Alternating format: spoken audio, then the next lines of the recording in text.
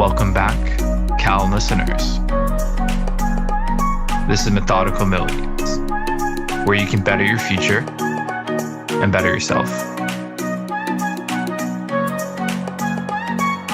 Cal, we've got another awesome guest with us today. So everyone listening, please welcome Patrick Dichter.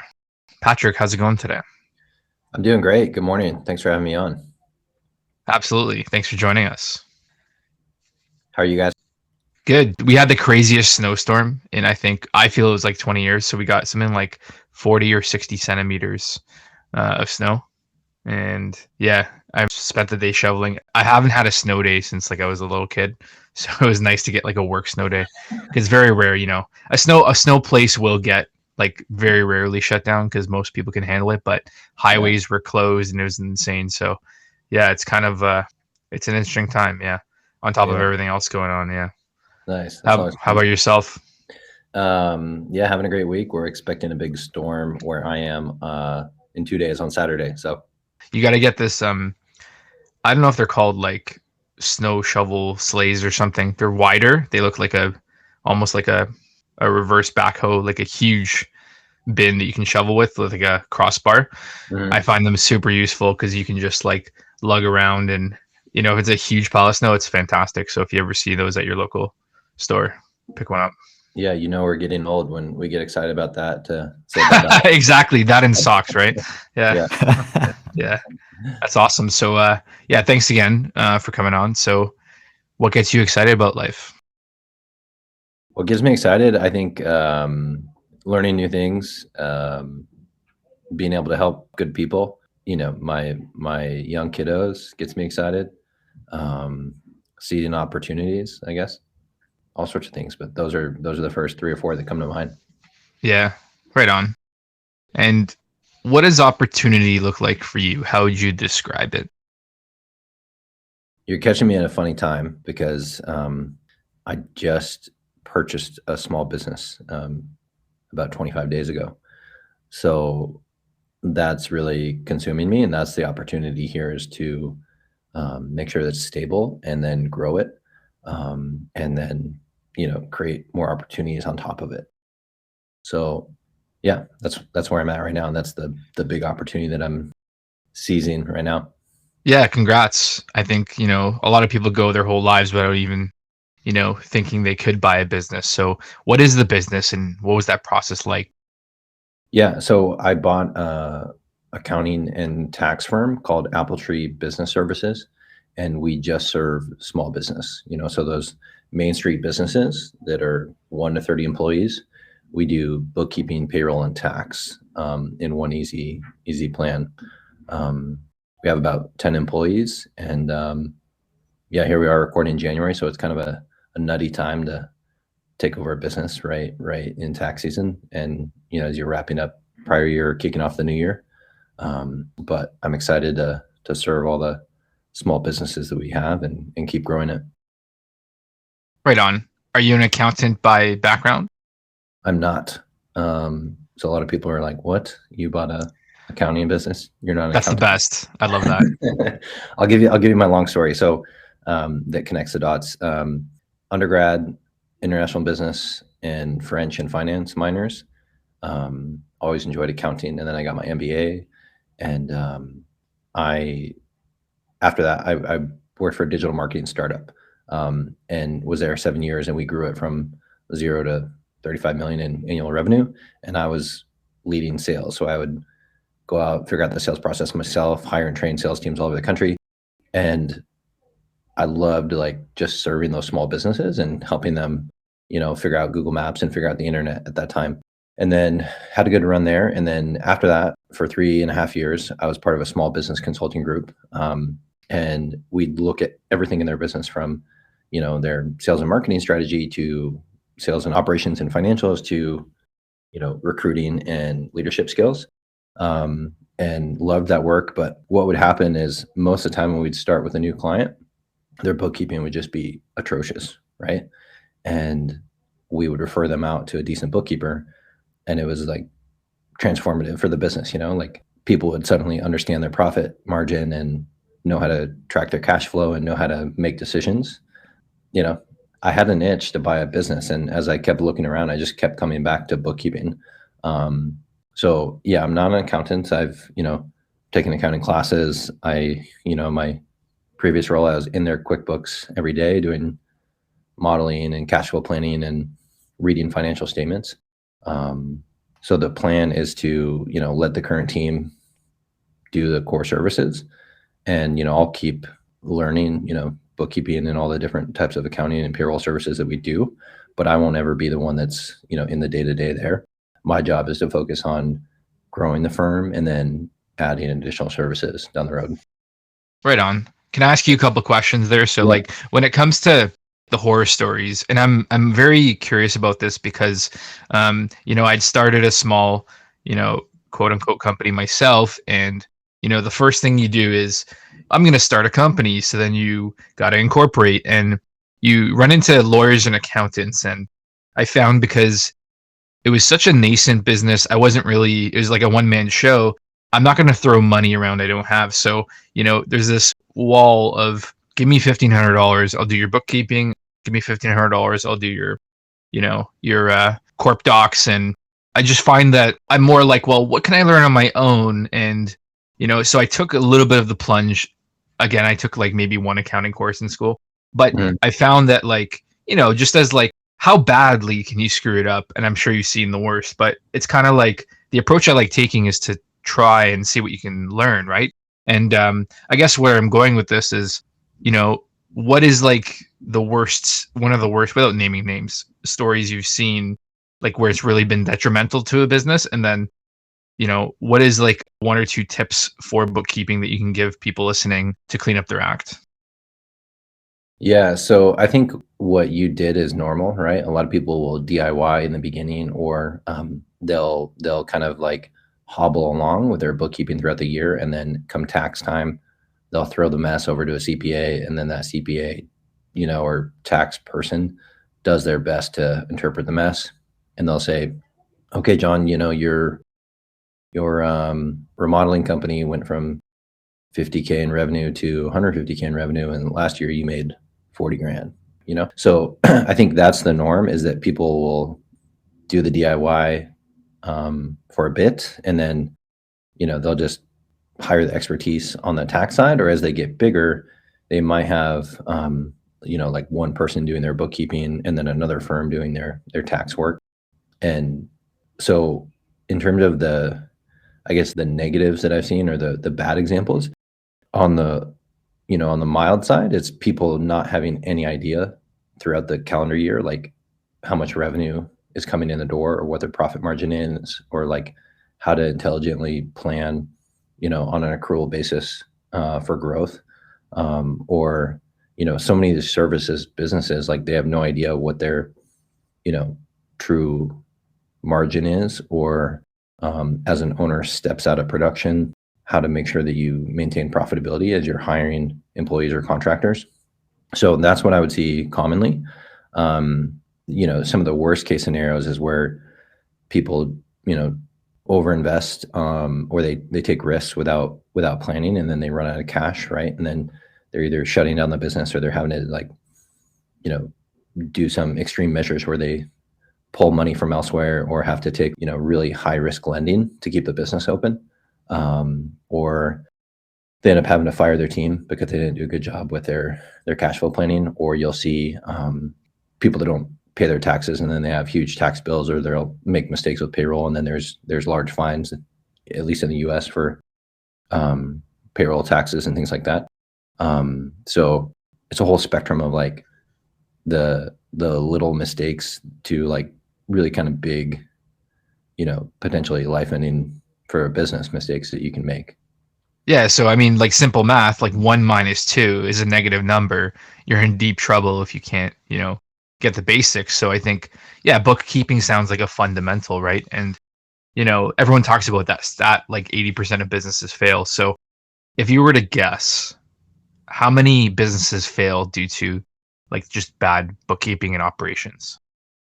I'd say the number is low, but what does happen is people will take risks or swings that they maybe wouldn't if they maybe had different data. I'll give you an example. So, I've worked with some solar companies, and a lot of these solar companies will start out just doing the sale, right? So they'll knock on doors, sell solar to a homeowner, and then they have a subcontractor install it, right? And then after a while, they're like, okay, we have the sales thing figured out. Like, we see how much money these installers are making. Let's go like hire an electrician and buy a truck, and we'll do the installs ourselves. And instead of making you know 12 grand on each solar job, now I'm going to make 18 grand, right?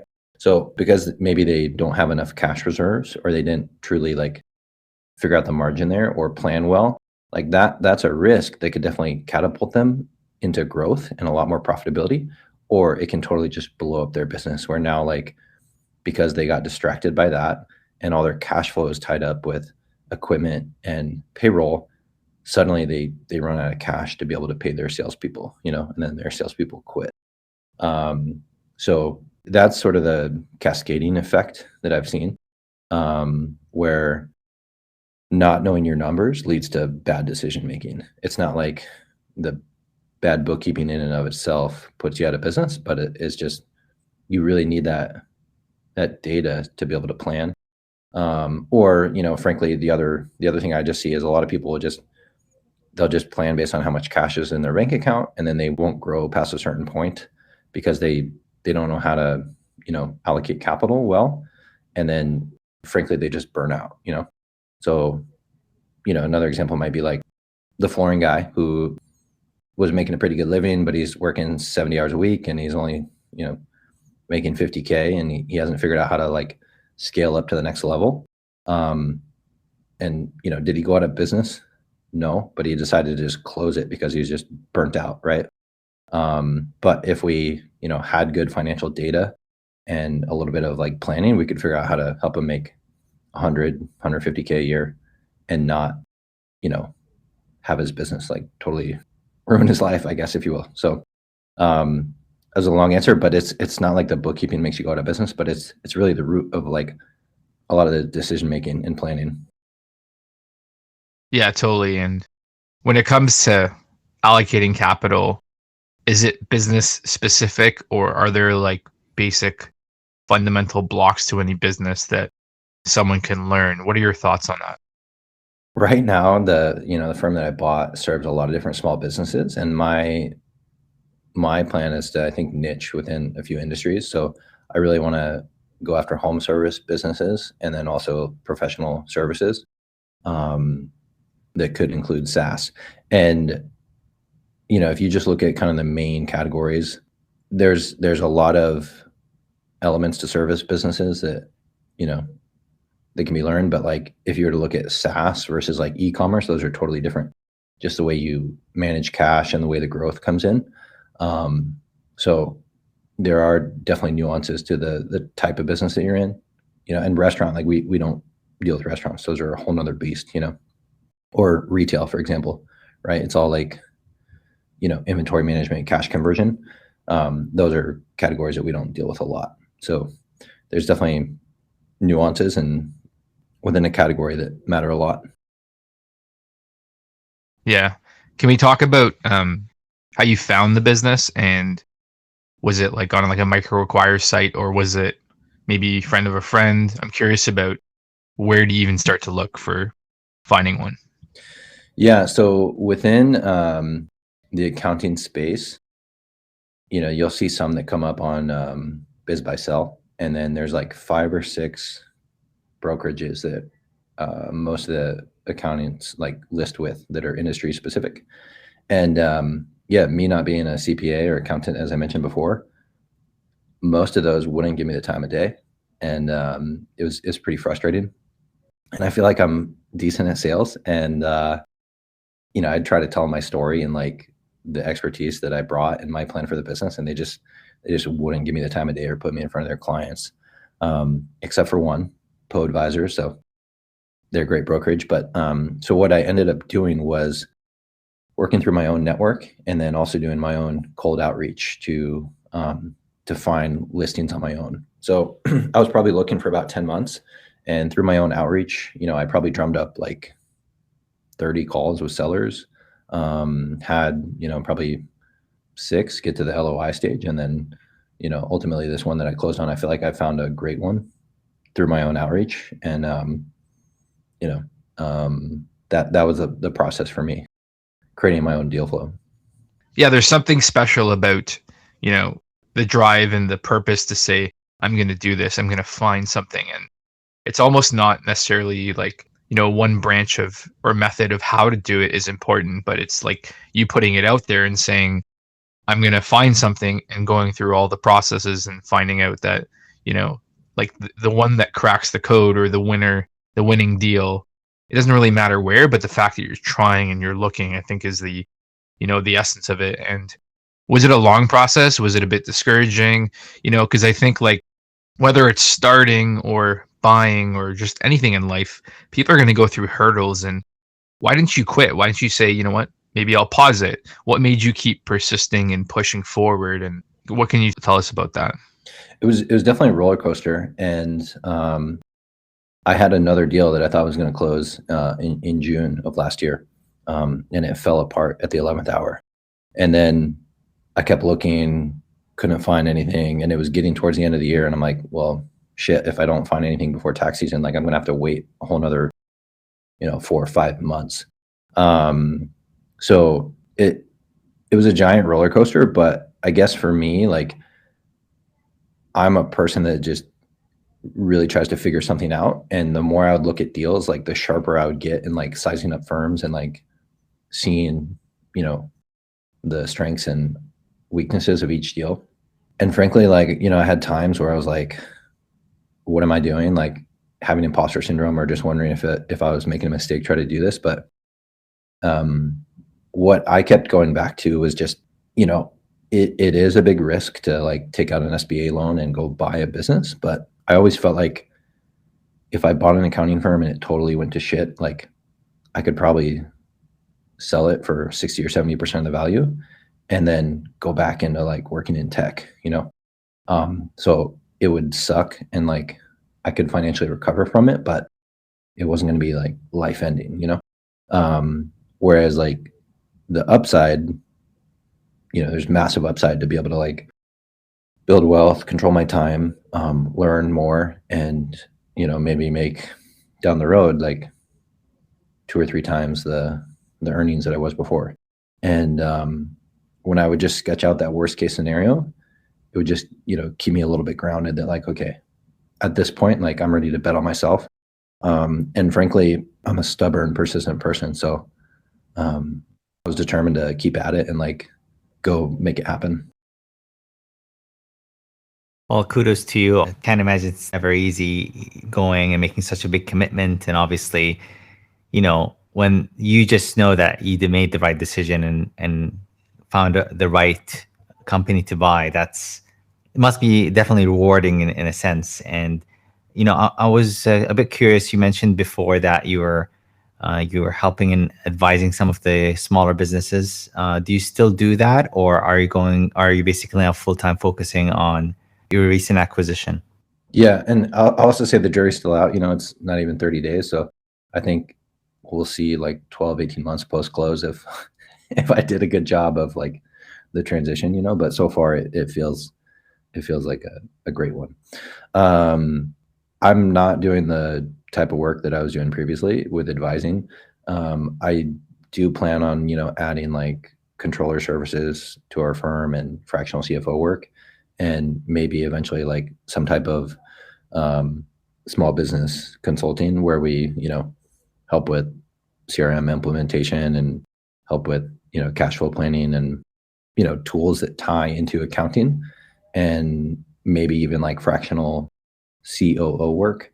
But for now, I'm just focused on like kind of stabilizing the business and growing it. Wonderful. And would you guys have something available for perhaps companies that even haven't started yet? Is that the kind of companies you're targeting to help with their finances, or is it just existing companies that are up and running already? We're, right now our ideal client is somebody who's existing and maybe has like 100 to 200 in revenue, because they've realized that like this isn't worth doing, and they're ready to grow. And frankly, we're not the cheapest option in town. So we do try to like add value and put out resources for brand new entrepreneurs, but usually those aren't our ideal clients, is somebody that's just starting. And do you have any like blacklist rules? So if a business doesn't have enough runway, or they're like low on cash, low on margins, is there someone you won't touch? Like, that saying, fire your bottom 10% of customers because they're too hard to deal with or too much of a headache or hot-headed. So I don't think we have any like real hard and fast rules, like we don't really deal with restaurants.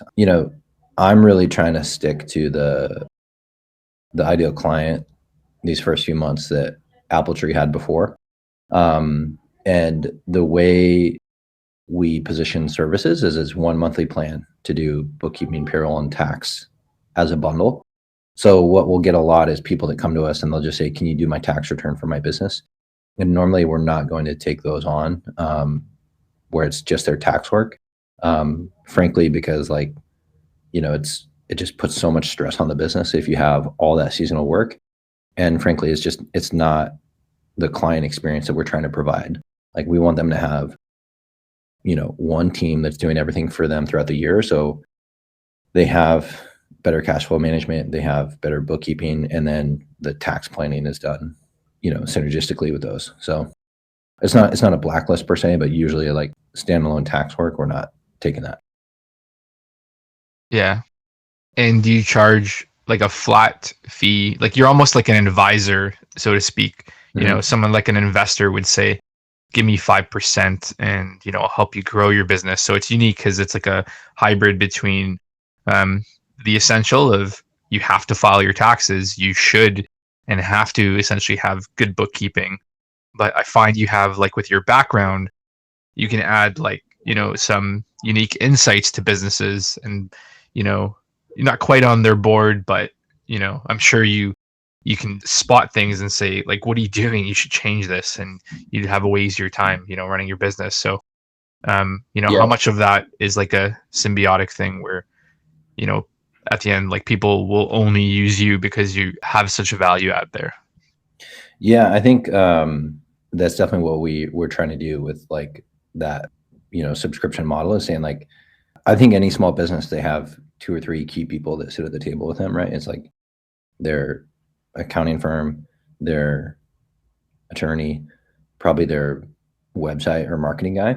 And so we really want to be that person that sits at the table with them as they grow and make those big decisions. So for now, I think a lot of those conversations happen from time to time with our clients, but I think we can expand that and build out a practice where we help them with like, fractional COO engagements or implementing CRM or implementing things like Trainual, and take them from like just knowing their numbers to really growing their business, right? So we had an example come up last week where, so this remodeling company is looking at a plot of land that's for sale and they're debating developing homes on it, right? So could be a big opportunity for them, but it's also like, it's a big decision to make, right? So we can help them with like, okay, let's look at the numbers. Let's try to create a business plan that you can give to your bank and figure out like if you should really pursue this opportunity or if, maybe it's something that's too much for you to bite off in the meantime. So yeah, I mean, if anything, there's almost too much opportunity. You have to decide like what you're going to stick to as a firm versus like what services you want to add on and expand.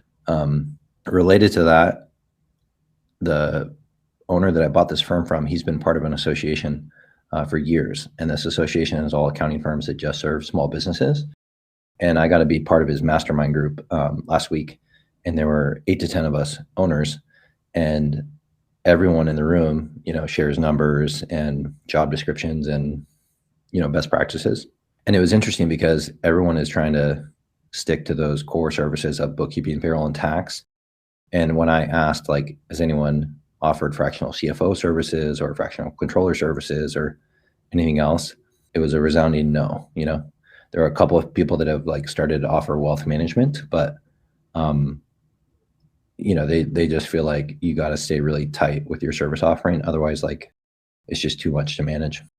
So do you mind sharing with us what you have planned out to manage such a big task?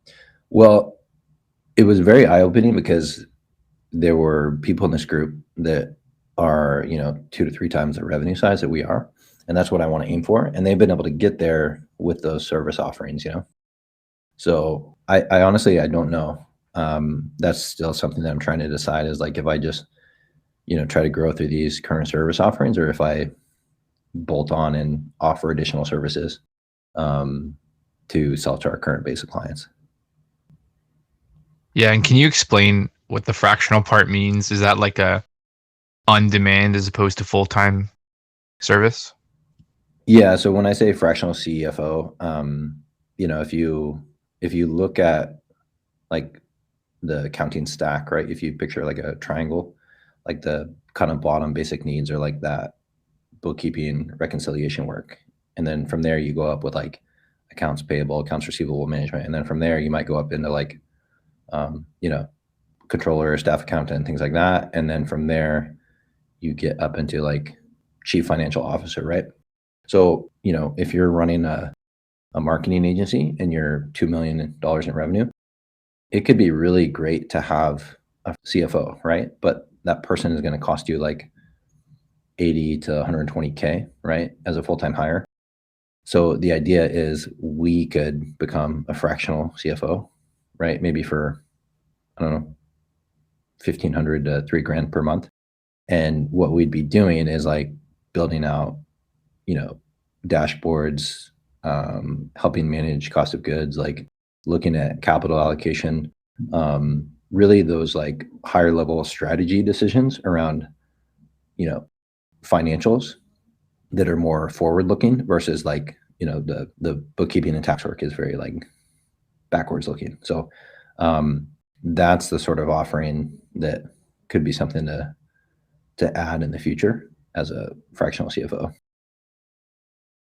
Right on. And in terms of like the composition of Appletree, is it because you mentioned subscriptions, you mentioned like, this fractionality and data, is it like a SaaS play where it's going to be a lot of data and automation, or is it still the traditional hands-on, except you might be like a Google Ads account manager and you might have someone, look into the dashboard on your end. So it's still like a human to human interaction. I'm curious about what that model looks like. It's very human and labor intensive. Um, it's frankly been eye opening to me. Just we have clients in all these different states, and like some of the states, like every state is different, and some of them have paper filings, and they all do things differently. So like if you're involved in payroll and tax, especially, it's very time intensive. Everyone is trying to throw software at this and throw automation at it, and there's definitely some of that that's improved, but it's not like SaaS where each incremental customer is just another line of code in a subscription.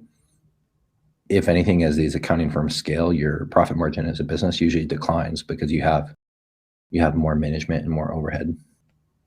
Yeah. So have you rolled out this fractional CFO style product, and what's like the, I don't know, 6 to 12 month goal just to stabilize and, learn, I guess, which is, Yeah, I think, quite common under the acquisition space. Make sure you don't turn the wrong dial and blow up the plane, right? yeah, totally. So yeah, frankly, these first 3 to 6 months is really just learning about how we operate currently, like what kind of customers we're serving now, is there appetite for more services, what can we do to steadily grow. um, What do you think the biggest driver of growth will be once you stabilize? so honestly, my background is like going out and hunting, for business versus like waiting for what comes through the door. So I think that's the biggest thing that I plan to change in our sales and marketing as well as our recruiting, right? So everyone has struggle hiring right now, whether it's, in the trades or also like white collar professional services roles. So, and I've seen that right away where like, you know, um, we had a job opening and posted the role, and previously the owner would have like, 1 or 2 people that would make it through the end of the funnel. And I like went proactive and I really went hunting and like just attacked it and like got a bunch of people through the funnel. And now we have like, 6 or 7 people that seem like solid candidates on the other side. So I plan to take that approach with recruiting as well as on like the sales side, and maybe do a little bit more like intentional marketing and outreach versus just like waiting for what comes through the door.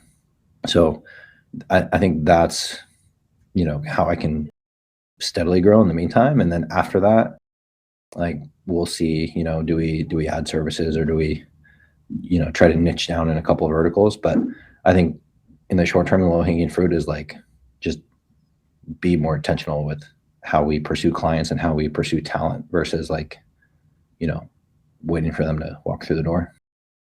Right on. And besides your own, I'm curious just about like the software you guys use. So, is there like a gold standard for software, and maybe just in the operations side? We've talked to some of like the ecom guys and, the solo entrepreneurs, but when it comes to like, I'm guessing you have a sizable team, what keeps the glue together in terms of software? It's been wild actually, because most small businesses, you hear about them having like no systems, if anything, like we have like almost like too many systems, or like they're homemade, so the previous owner is amazing. He's, a CPA, and he was also an information sciences major in his day. So we have like, you get a new client and we have this database where like you enter their information and it talks to like all of our different systems. But he built that, right? Like 30 years ago, and it still works well, right? So we probably have like, I don't know, 20 or 30 pieces of software that all talk to each other. The main ones that you're going to have is your bookkeeping tool, right? So you're either going to use QuickBooks or Xero, or, the other ones that are out there. We use a smaller one I hadn't heard of before, Dilmers, and a lot of people in this association use it. And then you have tax software, you have payroll software, you have like client management project software there. You might have, a CRM on the sales side and proposal software. You might have time tracking tools. I mean, it's like, it's endless, like how many software tools you're stitching together. But your big ones are going to be like your QuickBooks and Xero, and then maybe tax software if you're doing tax work as well. No, I like the ingenuity of the previous owner. And is there anything special? Like, is it an Excel, or is there like a go-to database, style platform? It's I can't even remember. It's not Excel. It's like pre-Excel. I wish I knew the name of what he built it on. That's amazing. Yeah. You have to dust off the floppy disks to get it going. Yeah. Yeah, and right on. No, it sounds like you got a great handle on it. It's very exciting because I can see all these like branches of ideas flowing, and you have a clear path to grow and where to monitor, and it's really, really cool. So, as we kind of wrap up here, can you give us a bit of insight into the acquisition process? So like, do you have to be immensely wealthy? You talked about some of the deals falling through. Like, what was that journey like, where you went from an idea of buying to maybe some of like the hardships, and then how you came through the other side? Yeah. So it was a massive education process for me. But generally, if you're buying a small business in the US, you're using SBA financing. So I don't know what that looks like for you guys in Canada, but in the US, let's just call it $1 million business for round numbers. Typically, if you're going to own it all yourself, you're probably going to put 10% down, and then you could do 90% SBA, or you might have the seller finance some of that. So, if you're buying $1 million business, you got to have 100 grand from savings, or like, a home equity, or maybe you raise some friends and family money or something like that. So for me, I didn't, come from money. So like previous roles, I'd been saving and investing, and we had bought a home in Denver and then moved. And so, that sale did well enough. So that was really kind of the capital that helped me like plunk down the money and have a little bit of runway to go take this risk. And there's a lot of different like gates and stages. So like first you're just looking at a lot of deals, and then you have seller calls, and then you have a letter of intent, which is like the, first initial offer. And then if you both agree to that, then you go into due diligence. And that usually lasts like, 30 to 60 days. And if you're using a bank, you got to go through all the bank underwriting and get a valuation done and get the approval there. So if you've ever bought a home, you just picture like how painful that is. It's probably like 3 or 4 times the paperwork if you're doing a SBA deal. And then, you finally close and then all the real work begins. So there's a lot of people where they're looking for a small business. They'll say like, you need to quit your full-time job and do it full-time because it takes that much time. And it's a big undertaking just to like look at that many deals and then go through diligence and all that. That's what it looked like for me. Right on. And is diligence done through a mix of lawyers and bankers, or who's doing the diligence, especially if you're like more of a I've got the money kind of guy and maybe a little bit of expertise? But I think a lot of first time small business buyers will be flying blind. So who's there to say like this deal sucks or you should watch out for these things? It's mostly on you.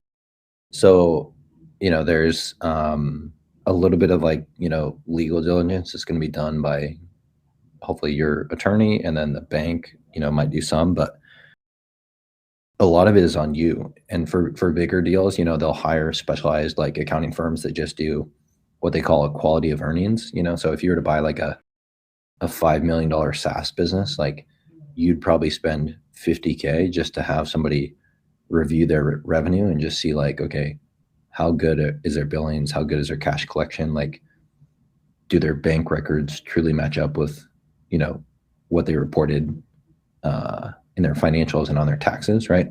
But at a smaller deal size level, like you're probably doing a lot of that yourself, or maybe you spend like 5 or 10 grand with an accountant who can do kind of a lighter like quality of earnings review like that. And then part of it is like, your own due diligence and gut feel, right? So, if you're buying a kitchen cabinetry company, like you're going to go check the reviews and maybe you'll try to check the quality of their work and, ask other contractors around town, like what their reputation is like. And if you're really lucky, you might be able to meet like 1 or 2 key employees before the deal closes. And then you try to protect yourself a little bit with, maybe some seller financing where if they're, financing 15 or 20% of the deal themselves, they have some incentive to make sure that it's like a legit deal and a smooth transition. But short answer is like most of the diligence is like looking at people online that have created checklists and following that. Was there any kind of point where, what's the biggest thing you missed in diligence that came up later? Were there any surprises as you kind of wrapped up that process? I guess on a funny note, I've been in like a MacBook and Apple guy, and I should have thought of this, but like the whole firm runs on like PCs and this like odd email server. So not that it was an issue, but like all the work that I do now, it's such a learning curve just to like figure out like how to use a PC again and like navigate this email server. So not that it was like hidden, but that was one thing that is just like, I feel like it takes me like twice as long to do any tasks, but there's only so much diligence you can do, like for me, like a couple of things that have come up is, like some folks here are retiring, so we don't have a lot of capacity, or, like you try to find out like customer concentration, who their biggest customers are and what's the likeliness that they'll continue. Knock on wood, I haven't had any like big gotcha moments. But I've certainly heard stories of that where like sellers weren't honest about, the equipment that you were buying or AR that they think is due to them versus like due to you, things like that. Like knock on wood, I haven't had that, but we'll see. I mean, yeah, I don't have any like big gotchas that have come up like post close. Yeah. And what about the actual valuation? Was that a difficult process negotiating? Do you feel that it was, mutually agreeable? Or I'm curious about, the seller and relationship with you and how that dynamic was in terms of closing that part of it. So it's almost like a home, right? Where like you say, okay, I'm going to offer you $1 million, and then the bank needs to make sure that the appraisal comes back at that or very close to that. This one, it did, but that first deal that I mentioned, that was part of what blew it up, right? So I was willing to offer like, I don't know, 900K or 950 on this other firm that I almost bought. And the bank valuation came back lower. So we kind of had to like renegotiate down on the price, just for the SBA lender to become comfortable with that. So the third party valuation is something that you just like wait on for 3 weeks, and you're just like fingers crossed that it comes in like close to what our purchase price was. Or sometimes that can like blow up the deal because the SBA isn't going to like, lend for 2 million if the valuation comes back for 1 million. Yeah. So there's almost like a final check. A bank will say, well, no, we think your numbers or projections aren't right, or the measurement of I guess the total value. Yeah. And is that a condition of, finalizing your purchase? Were there a lot of conditions? I mean, you're obviously serious going through with letters of intent and going through the process and spending money on diligence. So, is that kind of used as like a cold feet thing, or it's just smart business to make sure you don't get stuck with something that's not a real representation of what people said it was? If you're using an SBA lender, it's mandatory to get a third party evaluation. There's like other types of financing that you can do where maybe you don't need that valuation, but if you're going to do an SBA deal, you have to have one. Yeah, it makes a lot of sense. Yeah. I was just going to say, a lot of people will factor in, like, you'll hear about this community of people that, try to go buy a business and they'll do it full time for a year or two. When they factor in their costs, they'll factor in like, 50 or 100K just to like deals falling apart, so they'll know that they're going to spend that much money on like legal and accounting because like deals fall apart. Luckily, like I didn't have, that much expense on the ones that I looked at, but it's definitely something that you just have to be ready that like that's part of the cost of doing business, is like using a lot of legal, and like you might have like good faith deposits on a business or on a loan that like may not be refundable. Awesome. Patrick, I know we've got a hard stop here, so just want to thank you for coming on. It's been really insightful. I definitely want to keep in touch. Make sure we see you back in a year or so. Want to see how things are going, what you've learned. It's been very cool watching that process unfold, and congrats again on that acquisition. That's awesome. It's a big milestone there. Is there anything you want to plug as we wrap up here? Anything personal, maybe your Twitter handle? Where can people find you? Thanks for having me. I mean, I think podcasts like this are, a huge part of what gave me the confidence to go for it. So I appreciate what you guys do, and all the stories that you share. So yeah, if you want to connect with me, Twitter is the best place. So Patrick Dichter on Twitter, Dichter. And if you need better small business bookkeeping, we'd love to, take a shot at that. So Appletree Business Services is the firm name, and appreciate you guys having me on. Awesome. Great having Thanks so you. much. See ya. Cheers. So with that said, let's wrap up today's episode. Thank you for listening to another episode of Methodical Millions, where you can better your future and better yourself. Thanks, everyone.